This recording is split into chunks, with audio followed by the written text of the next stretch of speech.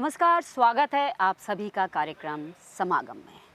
हम हमेशा हमारे इस कार्यक्रम के ज़रिए आपको देश और प्रदेश की कई नई नई शख्सियतों से रूबरू कराते हैं और लेकिन आज हम आपको ऐसी शख्सियत से मिलवाएंगे जिनके पास एक नहीं, दो नहीं, तीन विभागों का दायित्व है। तो चलिए आज के कार्यक्रम की शुरुआत करते हैं। स्कूल कॉलेज में दाखिला सभी छात्र ले लेते हैं, लेकिन वही छात्र जाने और पहचाने जाते हैं जिन्होंने शिक्षा के साथ साथ संस्कृति और छात्र राजनीति में अपना जौहर दिखाया हो। तो आज हम आपको हमारी ऐसी ही मेहमान से मिलाएंगे जो आज तक स्कूल कॉलेज में रोल मॉडल बनी हुई है। तो हमारे साथ है आज श्रीमती अनुभा श्रीवास्तव। तो मैम, आपका हमारे इस कार्यक्रम में बहुत बहुत स्वागत है। धन्यवाद। सभी दर्शकों को भी नमस्कार। जी मैम, मैं आपसे आपके विभागों के बारे में तो बहुत सी बातें करूंगी, लेकिन सबसे पहले मैं जानना चाहती हूँ आपके उस दौर के बारे में जब आप स्कूल में थी और उस समय कई ऐसी यादें जुड़ी होंगी जिसे आप साझा करना चाहेंगे और हो सकता है हमारे कुछ दर्शक उससे कुछ शिक्षा भी प्राप्त कर लें। ज़रूर। स्कूल की बहुत सुखद यादें हैं। बीएचएल के कार्मल कॉन्वेंट स्कूल में मेरी शिक्षा हुई है और बीएचएल का जो कल्चर था वो एक तरह से मिनी इंडिया जैसे था, जिसमें एक समावेशी माहौल था और सभी त्यौहार, सभी धर्मों से जुड़ी हुई चीज़ें जो थी हमारे लिए समान महत्व रखती थी और एक ब्रदरहुड का माहौल था। स्कूल में भी जो हमारे टीचर्स थे वो भी यही वैल्यूज़ और एथिक्स हमें सिखाते थे। तो स्कूल की जो अपब्रिंगिंग है उसका एक गहरा असर पड़ा है पूरे मन मस्तिष्क पे और स्कूल से जुड़ी हुई सभी मधुर यादें हैं। और विशेषकर स्कूल से पास आउट होने के बाद कई सालों के बाद जब मैं अपने अलुमिनाई एसोसिएशन की अध्यक्ष बनी, उस समय हमारे स्कूल की गोल्डन जुबली सेलिब्रेशंस थी, जिसमें हमने हमारे पुराने टीचर्स को, पुराने प्रिंसिपल्स को, हमारे पुराने फ्रेंड्स को, सभी को इनवाइट किया था।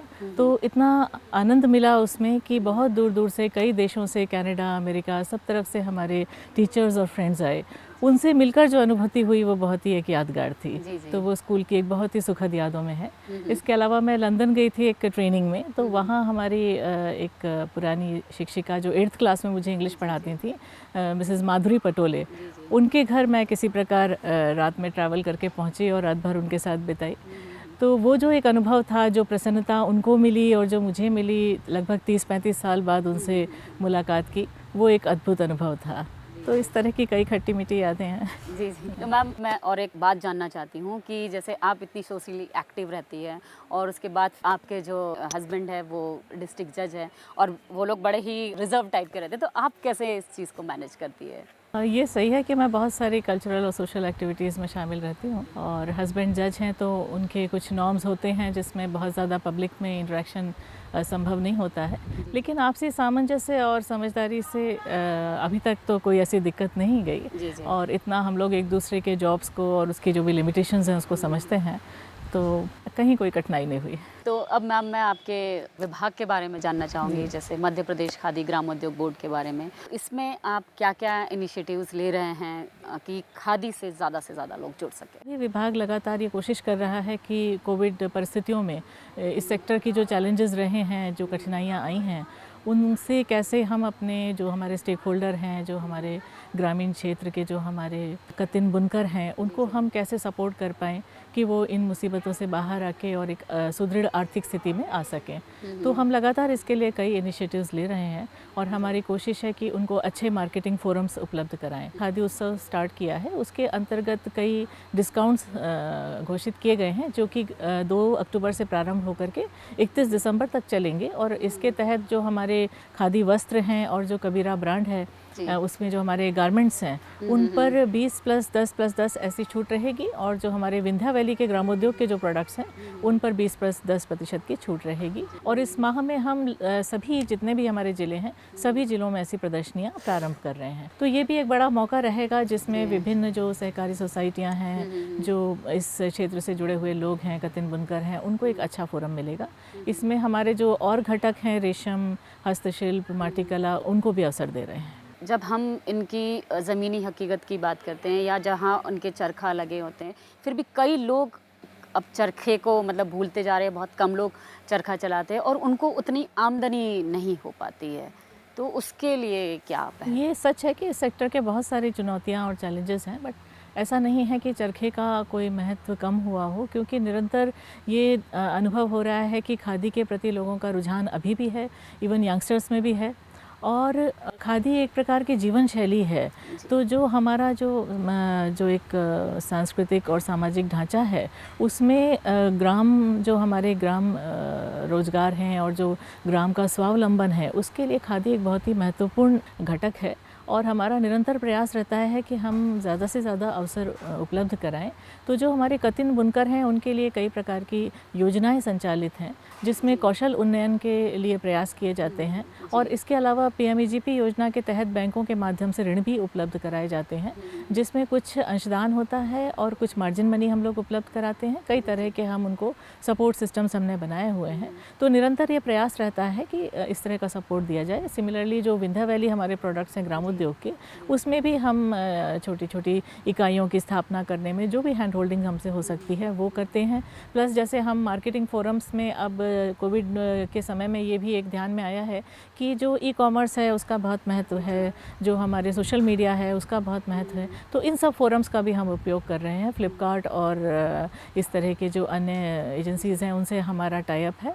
तो कई तरह के हम कई आयामों में प्रयास कर रहे हैं कि जितना भी हम स्ट्रेंथनिंग कर सकें उतना हम करें। हाँ, हम जब ई-कॉमर्स के थ्रू इन प्रोडक्ट्स को लेने की प्रयास करते हैं तो ऐसी क्या कोई वेबसाइट डेवलप कर रहे हैं आपकी, डायरेक्ट हम जाएं और वहाँ से परचेस? बिल्कुल, कुछ हमारी ऑलरेडी वेबसाइट्स हैं और हम एक ऐसा पोर्टल भी आगे डेवलप कर रहे हैं बहुत शीघ्र ही, जिसमें खादी से जुड़े हुए जो भी लोग हैं उन सबको एक कॉमन प्लेटफॉर्म उपलब्ध कराया जा सके। और मैम जैसे ग्रामोद्योग में हम बात करें, महिलाओं की जो भागीदारी है वो कितना % है, मतलब कितना आप महिलाओं को आगे लाने की और जैसे स्वरोजगार के माध्यम से उन्हें और सशक्त बनाने की कोशिश करते हैं? जी हाँ, महिलाओं के लिए बहुत सारी चीज़ें चलती हैं। और जैसे मैंने आपको बताया कि जो अंशदान है महिलाओं के लिए, उसमें काफ़ी रिलैक्सेशंस हैं। उनको अपना 5% ही अंशदान लगाना पड़ता है और मार्जिन मनी उनका ज़्यादा होता है। इसके अलावा जैसे हस्तशिल्प और हथकरघा में भी महिलाओं के लिए कई सारे प्रयास किए जाते हैं, बहुत सारे फोरम उपलब्ध कराए जाते हैं। जो भी हमारे वेरियस हमारे CFCs हैं उनमें महिलाओं को हम प्रमोट करते हैं। मैम यहाँ हम एक छोटा सा ब्रेक लेते हैं और उसके बाद हम हस्तशिल्प से जुड़ी कुछ और बातें करेंगे आपसे। ज़रूर।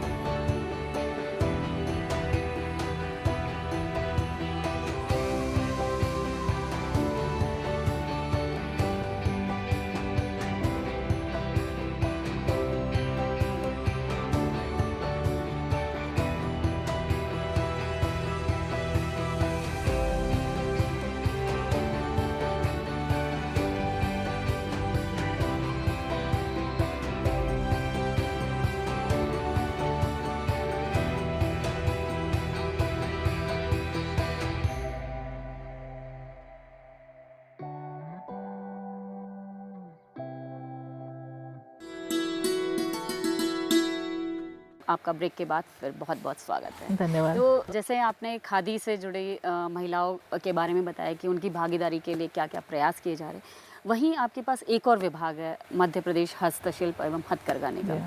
तो इसमें क्या क्या चीज़ें आप नया कर रहे हैं और कहाँ कहाँ इनके एम्पोरियम से, मृगनयनी के बारे में तो हम सुनते ही है, लेकिन उसके अलावा और क्या चीज़ें हो? जी हाँ, मृगनयनी हमारा ब्रांड है और इसके हमारे लगभग 34 एम्पोरियम हैं, जिसमें से 15 विभिन्न अन्य राज्यों में भी हैं। और अभी हैंडलूम डे हुआ था 7 अगस्त को, उस समय हमने कई सारी गतिविधियां प्रारंभ की थी। तो उसके अंतर्गत अशोकनगर में, चंदेरी में और सिवनी में, सौंसर में हमने कई सारी ट्रेनिंग स्टार्ट की। मंडला में करघों का डिंडोरी में वितरण किया गया।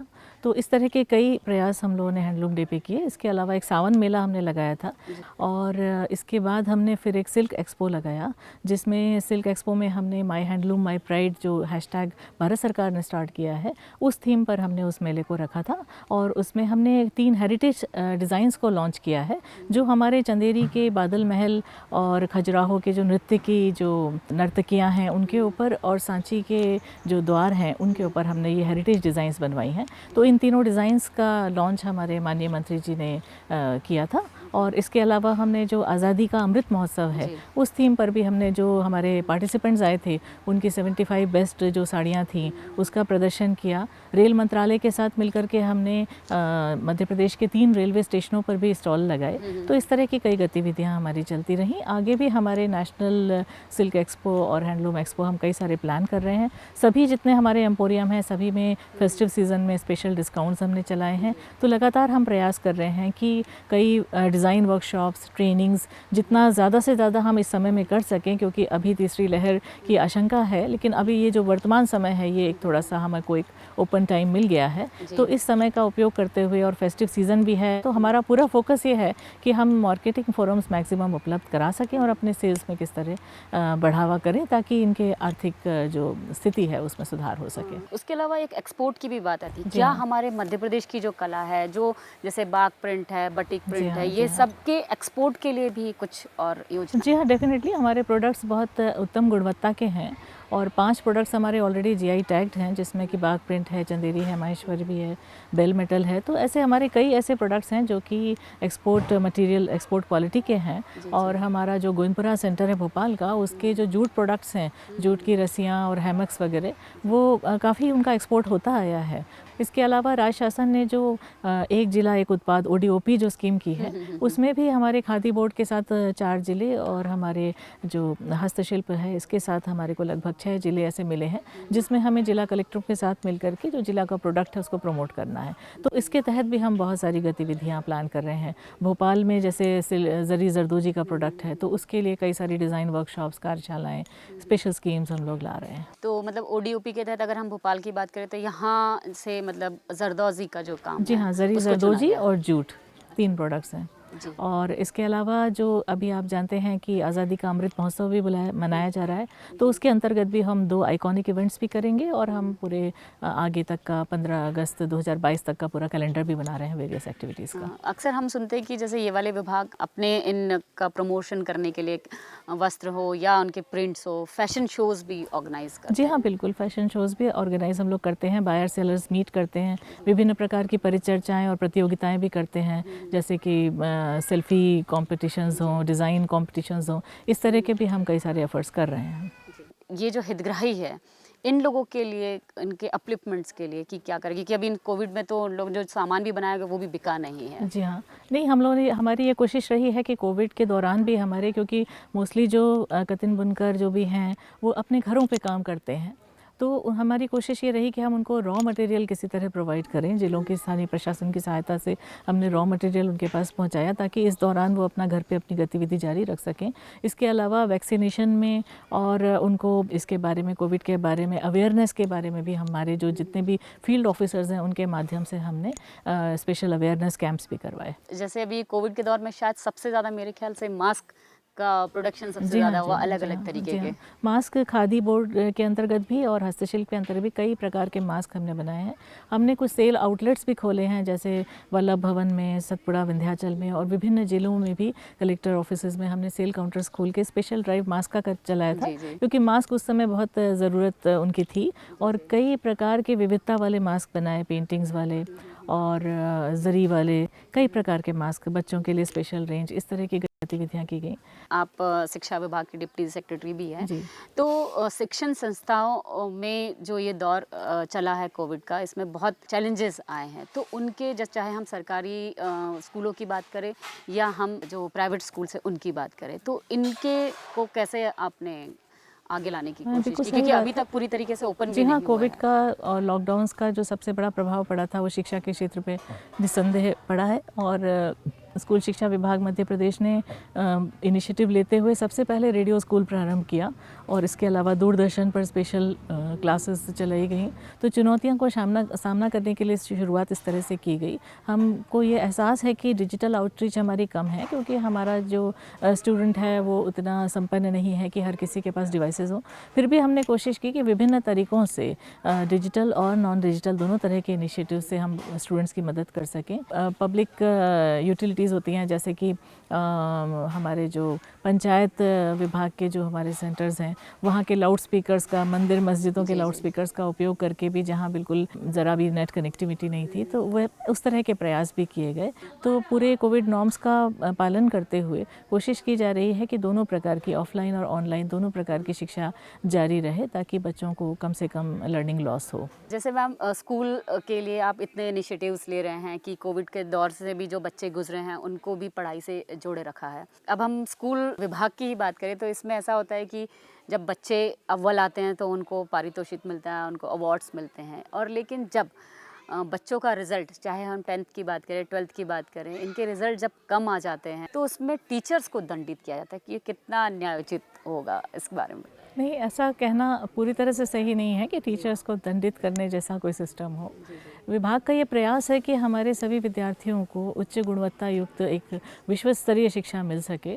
इसके लिए कई इनिशिएटिव्स विभाग ले रहा है। सीएम राइज स्कूल्स हमारे अभी स्थापित होने जा रहे हैं, जो बहुत ही अच्छे अधोसंरचना से युक्त और अच्छी व्यवस्थाओं से युक्त हमारे स्कूल्स होंगे। इसके अलावा एक परिषद एक शाला जो हमारी स्कीम थी, उसमें हमने बहुत सारे को लोकेटेड छोटे स्कूलों को, लो एनरोलमेंट और लो टीचर स्कूलों को एक साथ उनको पूल करके एक यूडाइस कोड दे करके उनको सशक्त बनाया है। अब वो अपने जो इंफ्रास्ट्रक्चर है और जो उनके पास जो भी शिक्षक हैं उनको एक कॉमन पूल में यूज़ करके ज़्यादा अच्छे प्रयास कर सकते हैं। विभाग ने एक ऐसी नीति भी बनाई कि मेरिट को रिकग्निशन दिया है। जी, जी। और जो हमने स्थानांतरण नीति बनाई थी ऑनलाइन, उसमें हमने बहुत सारे ऐसे टीचर्स को अवसर दिया जिनके अच्छे रिजल्ट आए थे, उनको उनकी चॉइस पोस्टिंग दी गई। तो विभाग की प्रयास ये रहा है कि हम गुणवत्ता युक्त शिक्षा के लिए जो भी माहौल बना सकते हैं, अच्छा एक एनवायरनमेंट अपने बच्चों को दें। इसी तरह से कोविड के दौरान उस अवधि का लाभ उठाते हुए हमारे टीचर्स को सीएम राइज ट्रेनिंग्स के अंतर्गत लगभग 20-22 मॉड्यूल्स के माध्यम से ऑनलाइन ट्रेनिंग्स दी गई।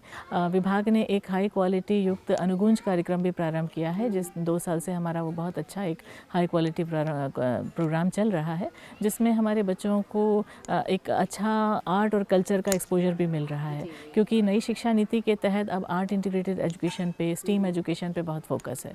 तो उस दिशा में भी हम सार्थक प्रयास कर रहे हैं। तो जैसे मैम नई शिक्षा प्रणाली की हम बात करें तो जब ये लागू हुई उसके बाद कोविड शुरू हो गया, तो इसमें कई चीज़ें स्किल डेवलपमेंट पे बहुत सी चीज़ों को जोड़ा गया है।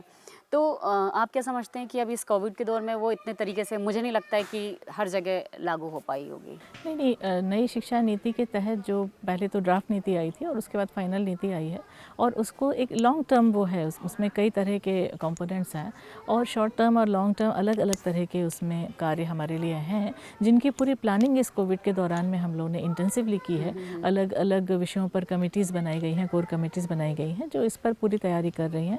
बहुत सारे कार्य हमने ऑलरेडी प्रारंभ कर दिए हैं, जो उसके एकेडमिक प्रकार के वर्क होते हैं। तो बहुत सारी तैयारियां विभाग ने इस अवधि में की हैं। मैम मैं आपसे अब आखिरी सवाल ये पूछना चाहूँगी कि आपका जो समय आईएएस ऑफिसर आप रहे हैं कई अलग अलग विभागों में, तो आपको कौन सा एक ऐसा पसंदीदा विभाग लगा है कि आपको ऐसा लगता है कि यहाँ आपके जो ड्रीम्स है, जो आपने सोचा था कि यहाँ आप बहुत अच्छा काम करेंगी और आपको एक सेटिस्फेक्शन मिले। जितने भी विभागों में मैं रही हूँ, चिकित्सा शिक्षा है, अर्बन डिपार्टमेंट है, सभी विभागों के अपने अलग अलग चुनौतियाँ भी थीं और अवसर भी थे जिसमें कुछ अच्छा काम किया जा सके। पर मुझे जो सबसे प्रिय अपना टेन्योर लगता है वो जब मैं एज कलेक्टर शेड्यूल पोस्टेड रही, क्योंकि वहाँ पर एक ऐसा मौका था जहाँ पर बहुत ही जो नीडी लोग हैं, बहुत गरीब लोग हैं, उनके लिए कुछ अच्छी योजनाओं को बहुत इफ़ेक्टिवली काम उसमें करने का अवसर था। तो वो मुझे लगता है कि मेरा सबसे प्रिय टेन्योर था। अब आप हमारे दर्शकों को क्या एक संदेश देना चाहेंगे, चाहे खादी से जुड़ा हो, चाहे शिक्षा से जुड़ा हो? शिक्षा का महत्व बहुत है जीवन में और सभी का ये फोकस होना चाहिए कि एक अच्छी शिक्षा बच्चे को मिल सके और सभी प्रकार के अवसर मिल सकें, किसी प्रकार का दबाव ना हो, जॉयफुल लर्निंग का फोकस हो और शिक्षा के अलावा एक पूरी तरह से होलिस्टिक डेवलपमेंट हो बच्चे का, उस पर पेरेंट्स का भी, टीचर्स का भी, स्कूलों का भी फोकस होना चाहिए। तो इस तरह से हमें अपनी सोच को विकसित करना चाहिए कि बच्चे को एक सहूलियत भरा, एक आराम भरा माहौल मिल सके ताकि वो अपनी चॉइस के अनुसार, अपनी क्षमता के अनुसार चयन करने को स्वतंत्र हो और उसको सभी प्रकार की अपॉर्चुनिटीज़ मिलें। बाकी दर्शकों से मेरी अपील रहेगी कि जो अभी सिनारियो है हमारे कुटीर और ग्रामोद्योग विभाग के जो इनिशिएटिव्स हैं, उनका हम सफल क्रियान्वयन आपके ही सहयोग कर सकते हैं। तो सभी से ये अपील है कि ऐसे जो प्रोडक्ट्स हैं वो बहुत ही उत्तम क्वालिटी के भी हैं, वो एक हमारी हेरिटेज है जिसको हमें संरक्षित करना एज नागरिक हमारा दायित्व भी है। तो उस प्रोडक्ट को खरीदिए आप, उस पर उसे अपनी धरोहर बनाइए और जो भी फेस्टिव सीज़न होते हैं उस समय अपने जो भी नज़दीकी लोग हैं, फ्रेंड्स हैं, जो भी आपके प्रियजन हैं, उनको गिफ्ट में भी दीजिए ताकि वो धरोहर उनके भी संग्रह में हो सके। यही मेरी सबसे अपील है। तो मैम बहुत बहुत धन्यवाद आपका, आप हमारे कार्यक्रम में आए और आपने बहुत सी अच्छी अच्छी बातें हमसे शेयर की। Thank you so much. तो आज के कार्यक्रम में बस इतना ही। अगले हफ्ते हम फिर किसी नई शख्सियत के साथ हाजिर होंगे। तब तक मुझे और मेरी पूरी टीम को दीजिए इजाज़त। नमस्कार।